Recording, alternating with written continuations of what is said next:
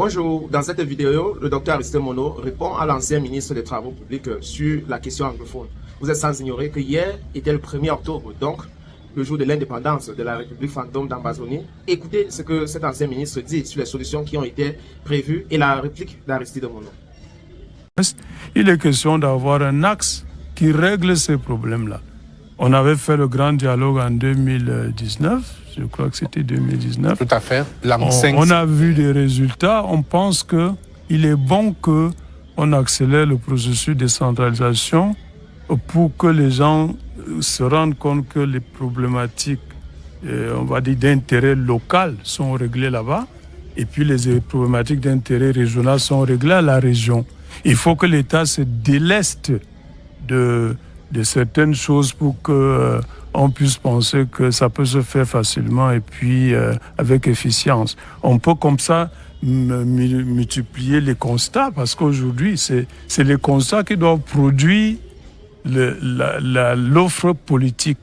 Lorsqu'on commence à entrer dans le cri de riz qui se vend à ceci ou cela, je pense qu'on ne parle pas des axes d'une offre politique. On parle des détails d'un certain niveau. Il faut savoir ce n'est peut-être ça pour ça que vous nous avez appelés ici. Vous nous avez appelés pour donner les grands axes, et puis on va décliner les petites actions là, peut-être au niveau local, au niveau régional, ainsi de suite. Donc je voudrais demander que vous nous repreniez sur le conducteur que vous nous avez envoyé, à l'effet de dire ce qu'on attend des offres politiques des uns et des autres. Et pour cela, il faut que les uns et les autres respectent leur temps de parole et permettent aux uns et les autres de s'exprimer librement. Le débat est libre sur ce plateau et nous souhaitons poursuivre l'émission telle que nous l'avons commencé pour faire effectivement, pour décliner effectivement les offres dont on peut se saisir, dont les Camerounais peuvent se saisir pour le bonheur collectif. J'allais quand même vous interroger, monsieur le ministre. Évidemment, on a prévu une séquence sur la décentralisation dans la deuxième partie de l'émission. Là, j'étais sur les boosters de la croissance. Et un des boosters, c'est l'investissement public. L'État l'a bien compris, l'État a toujours fait ainsi. Sauf que les résultats ne sont pas toujours à la hauteur. Il n'y a pas toujours l'effet multiplicateur attendu. Escompté. Et précisément, monsieur le ministre, un de nos talons d'Achille, c'est le cycle des projets. Ouais. Comment on sort de ces projets interminables et donc l'effet multiplicateur s'annule? Alors, je pense que c'est Babi Sakana qui l'a dit, il faut changer de paradigme. Je le dis, j'ai été au gouvernement en charge d'un secteur où les projets étaient l'activité quotidienne. Et vous m'avez vu vouloir réinventer le cycle des projets et parler, par exemple, avec une certaine emphase, et peut-être ça a exaspéré certains, sur le cycle des projets. On ne peut pas aller chercher de l'argent à l'étranger sans qu'on ait rempli les formalités de maturation d'un projet, notamment les indemnisations, des choses comme ça. Donc, lorsque vous retombez dans l'administration, vous vous rendez compte que tout ce que vous avez dit dans les grands axes politiques s'annule. Parce que cette administration est en train de fonctionner, elle tourne en rond, et puis personne ne vient la bousculer pour qu'elle fasse les pas en avant. Donc, je ne sais pas si on a une recette comme ça pour que le cycle de projet soit accéléré. Je pense que la première solution, et nous l'avons vu lorsque nous étions encore on a des projets à exécution centrale et des projets à exécution locale. On s'est rendu compte que les projets à exécution locale sont conduits plus facilement et plus rapidement. Pendant que les projets à gestion centrale tombent dans la forclusion pendant qu'on fait des procédures longueur d'année. Donc, ça voulait dire que la décentralisation qui a été choisie, c'est une réforme constitutionnelle, M. Bina. Donc, elle doit impliquer tout le monde. La décentralisation qui a été choisie est l'axe.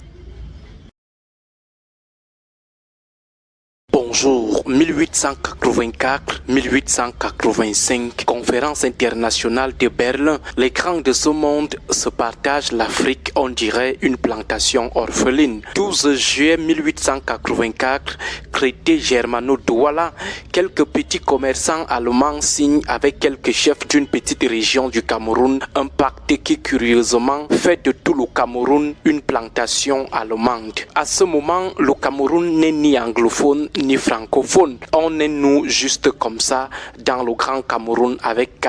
1919, l'Allemagne qui bombait le torse partout dans le monde perd la Première Guerre mondiale.